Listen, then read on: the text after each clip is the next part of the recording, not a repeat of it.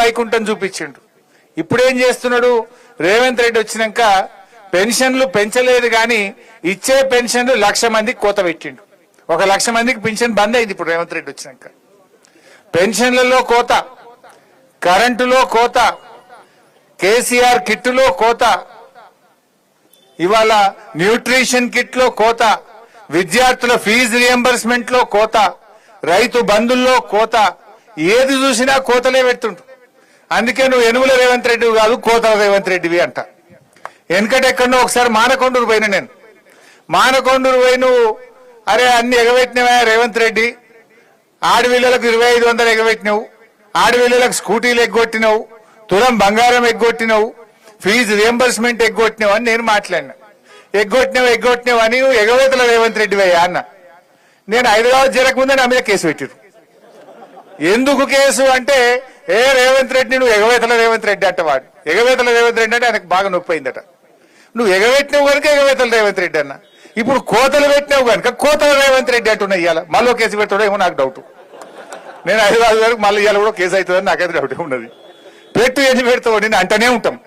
నువ్వు అన్ని ఇచ్చేదాకా, కోతలు బంధు పెట్టేదాకా, మా పటాన్చెరు రైతులకు రైతు బంధు ఇచ్చేదాకా నిన్ను కోతల రేవంత్ రెడ్డి అంటాం. ఏది ఇలా 2 లక్షల మంది రైతులకు నువ్వు ఇలా నష్టం చేస్తున్నావు. 2 లక్షల రైతు కుటుంబాలకు ఇవాళ అన్యాయం చేస్తున్నటువంటి నిన్ను తప్పకుండా కోతల రేవంత్ రెడ్డి అనే పిలవాల్సి వస్తుంది. ఏం చేసిండ్రు రైతులు? నువ్వు ఏం ఉద్ధరించినావు? అసలు రైతులకు కేసీఆర్ చేసినంత పని ఈ భారతదేశంలో ఎవరైనా చేసినారే? కేసీఆర్ వచ్చినాడు పొద్దున్న దాకా 3 గంటల కరెంటు, దొంగ రాత్రి 3 గంటల కరెంటు ఉండే. దాన్ని మార్చి బాయికాడ కూడా 24 గంటల నాణ్యమైన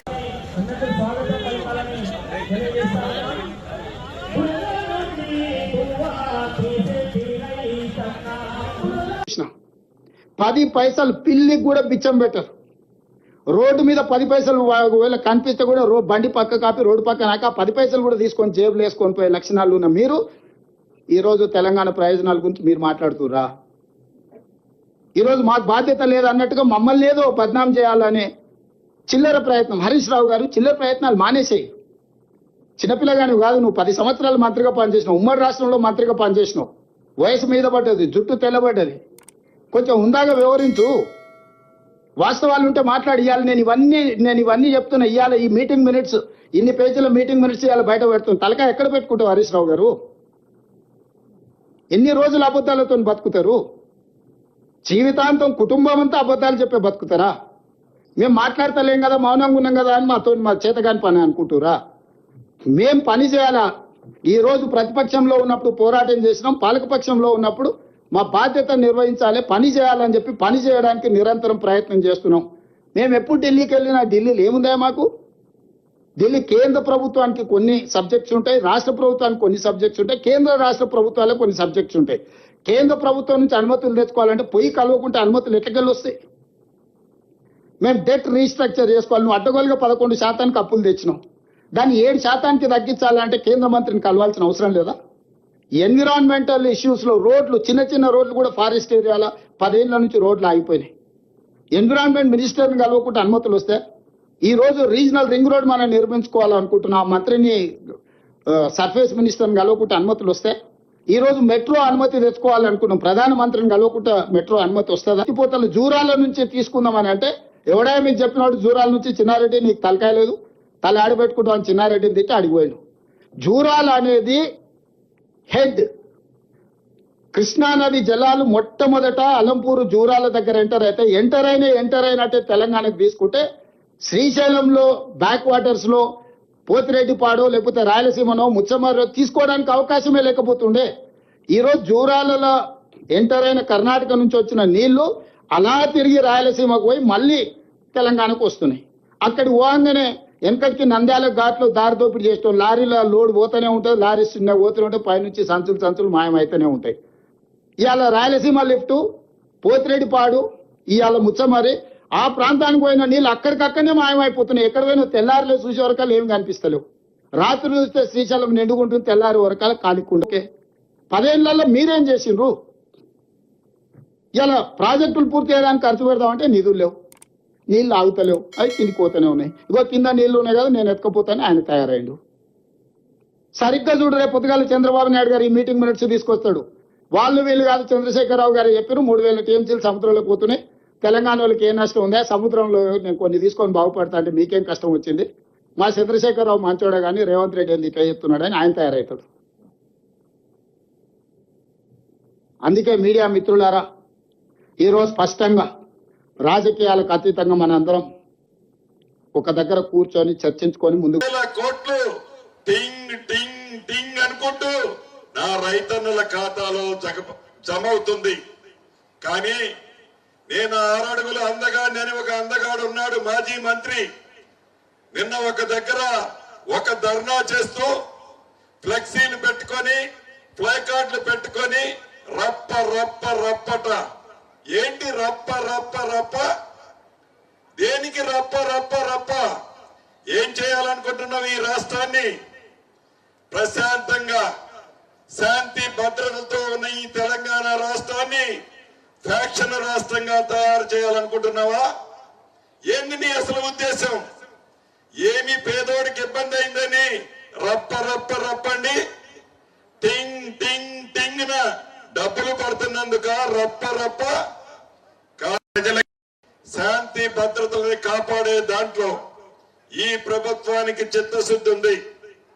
ఎవరైనా శాంతి భద్రతలను విఘాతం కలిగిస్తే ప్రజలే వాళ్ళకి బుద్ధి చెప్తారు.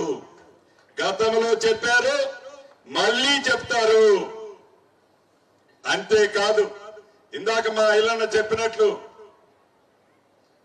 ఆనాడు మాజీ ముఖ్యమంత్రి గారు వాసాల మర్రి వారి ఫామ్ హౌస్ కి పక్కన ఉంటుంది.